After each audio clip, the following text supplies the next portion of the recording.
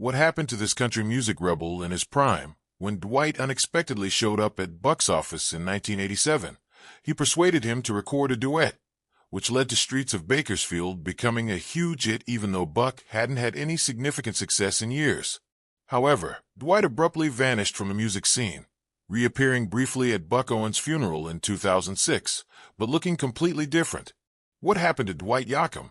Who was his mysterious girlfriend from the 1990s? What is he doing now? Let's dive into the story of the man who attempted to upend the country music establishment only to be thoroughly defeated. His story is one of both the highs of fame and the lows of personal struggle too raw for the industry. The typical route taken by country music singers is well worn. They start out working in clubs for a few years, move to Nashville, where they perform for years, and eventually land their big break. However, Dwight Yoakam didn't follow this path, and the music industry would never forgive him for his actions. As you can see, his early experiences taught him that Nashville was a scam city. It was initially thought that he had traveled there from his home state of Ohio to land a record deal, but this turned out to be a lie. Instead, he chose to go to Los Angeles, a city where punk music and country music were more likely to coexist than boardroom executives. Rather than producing pop ballads, Dwight released record after record of authentic gritty country music. Throughout the entire process, Dwight made it a point to criticize Nashville from a distance. For example, when Columbia Records decided to release Johnny Cash, he was very critical of the company and criticized MTV for refusing to air country music videos. She also advised him to stop using the term hillbilly after he signed a record deal with Warner Music Nashville, which believed that the term was offensive to the music industry. Dwight persisted in standing his ground as long as he could, and it appeared as though he was winning for a while. But after that, he started to lose momentum. Less respect, but by 1995, it appeared that he was losing his battle with the Nashville machine rather than leaving a legacy. As a result, Dwight chose to follow his talents in a different way. His early life and modest career began on October 23, 1956, when he was born in Pikeville, Kentucky. He was the oldest of 3 children born to David Yoakam and Ruthin Tibbs Yoakam, and the most senior of the group. His father was already serving in the U.S. Army when Yoakam was born, and the Yoakam family moved to. After David Yoakam was released from the United States Coast Guard, he worked at a Westinghouse Electric Corporation factory and later became the owner of a Tico gas station in Columbus, Ohio. During this time, the couple had a daughter named Kimberly and a second son they named Ronald. While Yoakam's father was in the military, he was able to buy a guitar made by the K Musical Instrument Company, and even though Yoakam eventually broke it, he was given a second guitar as a Christmas present when he was 8 years old. In the 4th grade, he also recorded his first song, Records, and by WNI, an AM country music radio station in Columbus at the time. Yoakam has been influenced by both of these sources. Johnny Cash and Johnny Horton both contributed to compilations that were included in this collection. Yoakam's mother says that when the family traveled to see Yoakam's maternal grandparents, they would also sing songs to each other while on the road. Yoakam also claims that he was influenced by rock and roll acts that he had seen on television, like Elvis Presley. Yoakam moved to a new neighborhood in Columbus in 1968, where he completed his high school, participated in a drama class that eventually led to him being cast as Charlie in a production of Flowers for Algernon. After some time had passed, Yoakam claimed that this performance had given him more confidence when performing in front of others. In his senior year of high school, he and a few of his friends formed a rock and roll band to compete in the school's talent competition. Eventually, the band became so popular that they began playing as the Greaser Band at various private parties throughout Columbus. Yoakam was enrolled at Ohio State University, but he ultimately chose to drop out of school to focus on his musical career. While performing at a club in Gahanna, Ohio, he was approached by a man who threatened to offer him a musical deal, but the man turned out to be a scammer. In 1982, Yoakam moved to Los Angeles, California, with the help and encouragement of Billy Alves, a former member of the Greaser Band. Although he was initially unsuccessful there as well, he eventually became friends with Pete Anderson, a guitarist and record producer, after realizing that they both shared a passion for performers like Merle Haggard. Despite this possibility, Yoakam made the decision to relocate to Nashville, Tennessee. in order to continue pursuing a career in country pop and Nashville sound. Where did Dwight Yoakam go? Anderson noted that groups like Joe Ely Rank and File and Lone Justice were responsible for the popularity of cowpunk and alternative country music in the state of California. By performing at venues where these other acts were also appearing, Yoakam was able to increase his exposure to a wider audience. At this point in time, it seems that every actor aspires to be a musician, and every musician aspires to be an actor. Some people are truly successful in making that change, but there are a lot of others who are not. To answer your question, did Dwight have what it took to establish himself in the Hollywood industry? He started his acting career with a small role in a crime drama. However, as time went on, his career began to take off. He played a significant role in Billy Bob Thornton's Sling Blade, which was directed by Rich Linklater. City Suckers and Our Tards are also included in this category. Additionally, Dwight was, drumroll please, a very successful person who, if you can believe it, gained a reputation for playing charismatic and evil villains, which is very different from his musical persona, which is endlessly lovable. He received some recognition when the cast of Sling Blade won a Screen Actors Guild Award, but after that, he began to have some ideas. Having a name in the film industry was insufficient because he wanted to be in charge, so he came up with a plan to this goal in his very own Western. He would not only write, direct, and appear in the film, he would also be in charge of the music at this point. However, it turns out that a lot happened after the film's director decided to drop out just before production started. Dwight was left with two options. Either he could cancel his passion project or he could pay for it himself. He clenched his teeth and coughed up the money, but it came at a significant cost to him. He had to sell his Malibu home. Additionally, things continued to deteriorate in some way, and when Dwight went to pay people, he discovered that he had less money than he had expected, and his production company filed for bankruptcy in a very short period of time. It turned out that half of the cast filed a lawsuit against him, and the majority of Dwight's supporting band was fired because he had accumulated so much debt. To put it another way, these people had been by his side throughout his entire career.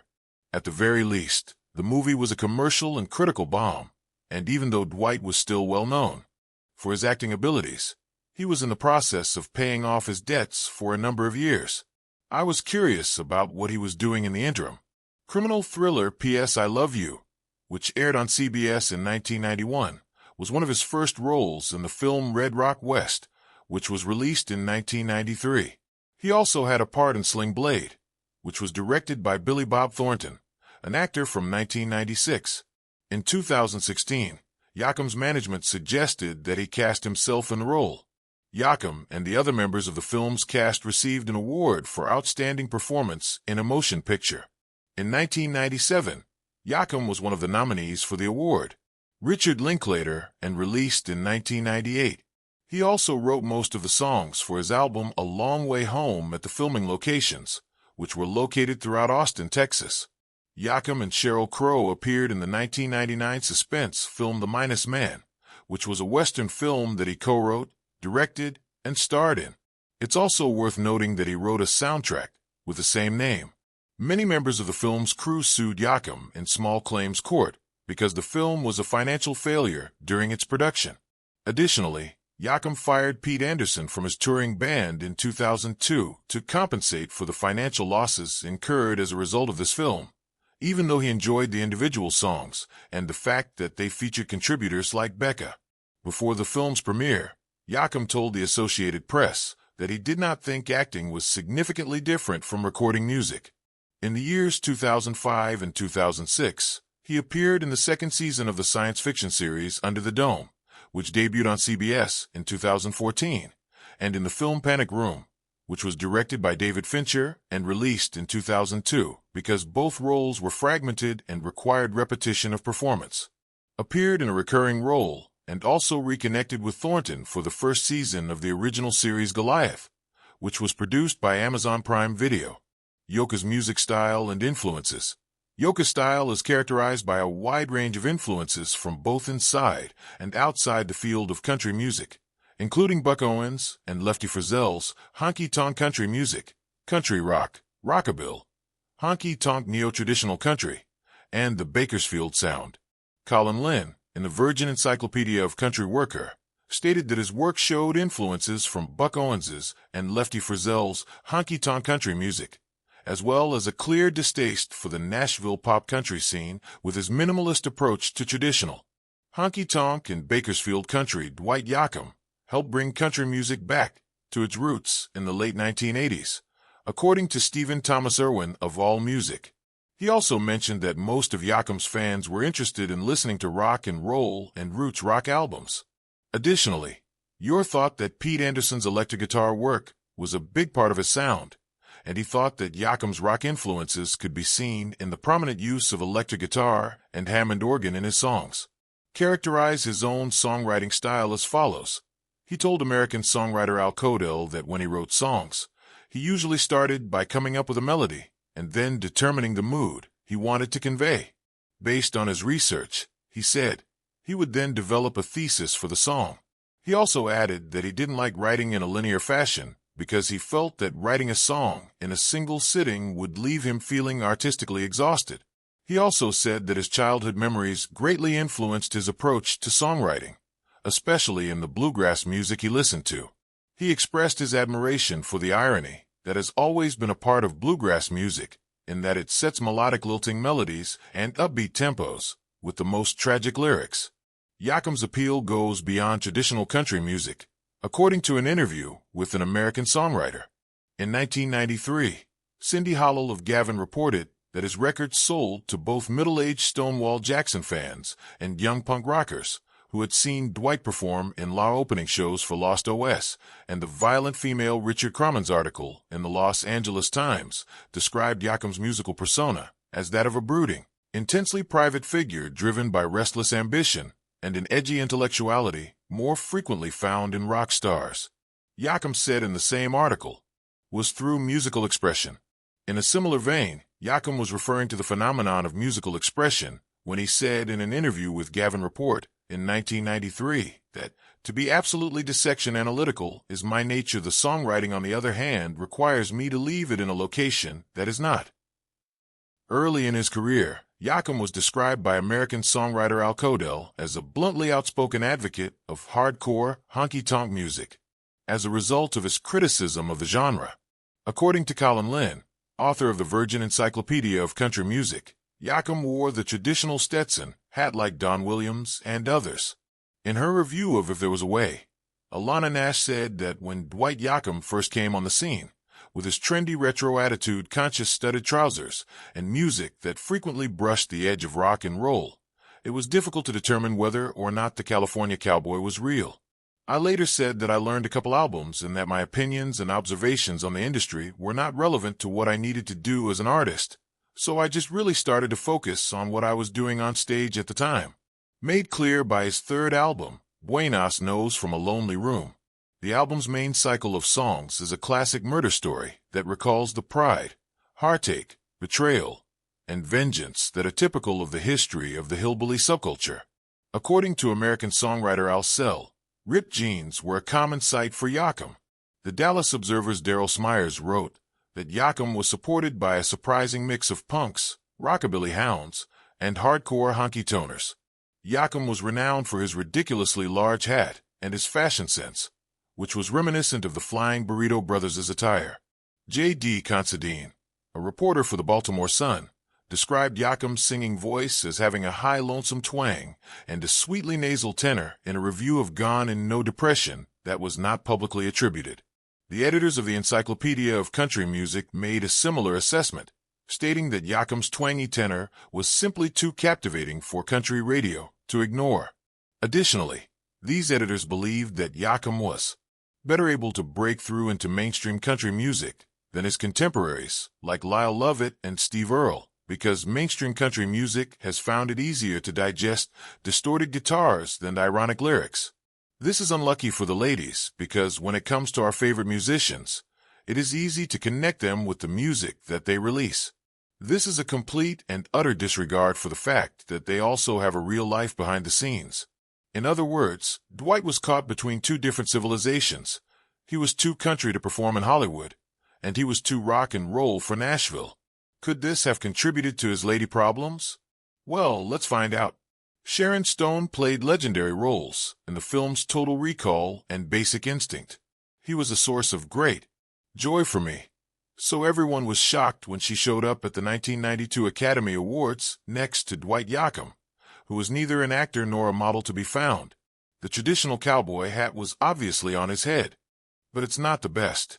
Sharon went around town, saying that kissing him was like a dirt sandwich after they had only dated for a few weeks.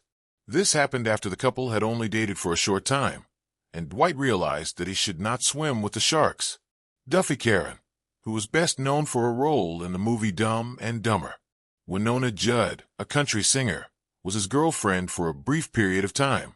It was alleged that Winona told someone, quote, "Find me that man in the cowboy hat, and he's mine."